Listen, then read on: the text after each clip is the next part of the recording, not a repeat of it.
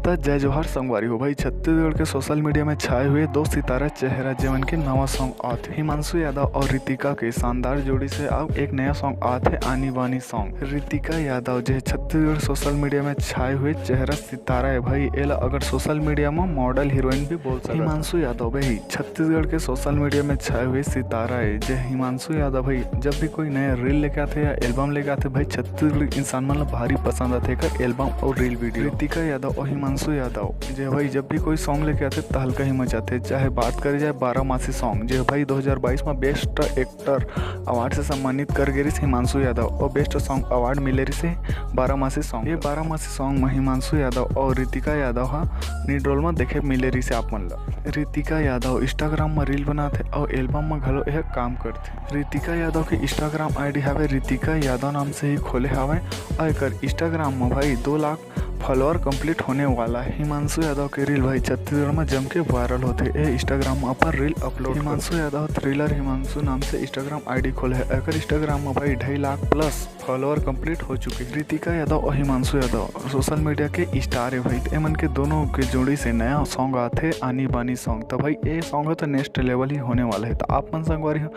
ये सॉन्ग के कतक इंतजार करते ला कमेंट सेक्शन में जरूर बताओ। हाँ संगवारी अभी तक आप मन मोर चैनल सब्सक्राइब नहीं करे तक करत कहा ऐसे नए इन्फॉर्मेशन वीडियो और जानकारी ले मोर चैनल सब्सक्राइब करके रखे रहा ताकि मैं जब भी आप मन वीडियो लेके आऊँ तो सबला पहले आपने देखे के मौका मिले।